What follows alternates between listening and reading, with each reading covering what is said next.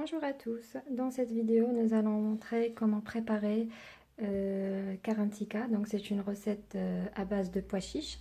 Donc ce qu'on aura besoin, c'est 500 g de farine de pois chiches. Nos épices, c'est une petite cuillère de sel, une demi-cuillère de poivre noir, de curcuma, de cumin surtout, c'est très important. Et celui-là, c'est le mélange d'épices, les 7 épices jaunes. 2 gousses d'ail bien hachées, très fines, un petit oignon et 4 œufs et un verre et demi de l'huile et 2 litres d'eau froide.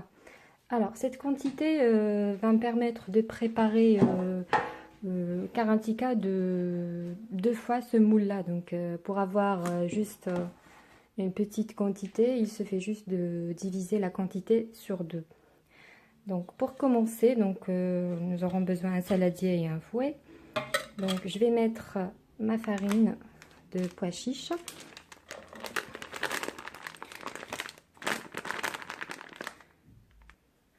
Voilà.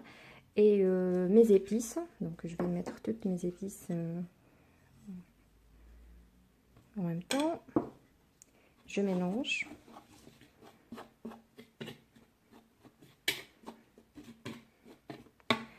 Je vais rajouter ma gousse d'ail et l'oignon, mon huile, un verre et demi. On peut tout rajouter.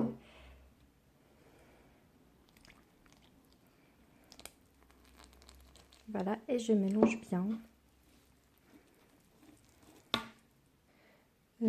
Voilà, de cette façon, je me suis permis d'utiliser la cuillère en bois afin d'avoir un mélange sablé. Donc maintenant, je vais commencer à rajouter mes œufs un par un. Donc je rajoute la première et je mélange. Après la deuxième, etc.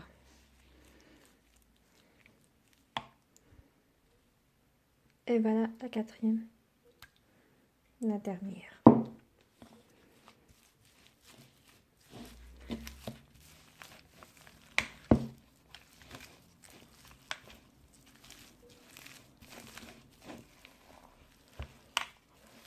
De cette façon, donc il est un petit peu dur le mélange, c'est normal, on n'a pas encore ajouté la matière liquide.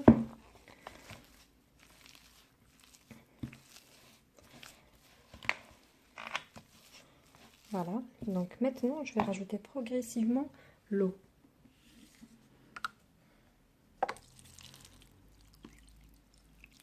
Et pour éviter d'avoir les grumeaux, je vais me permettre d'utiliser le fouet. Voilà, et je mélange. Et je rajoute jusqu'à ce que je finisse mes 2 litres. Donc ça commence à déjà... voilà. Donc dans cette partie, je peux me permettre d'utiliser mon fouet.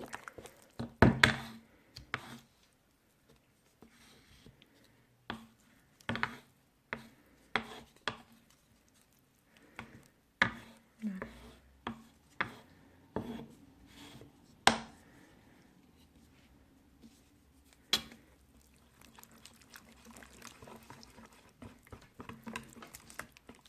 Et je rajoute l'eau progressivement jusqu'à ce que je finisse toute la quantité.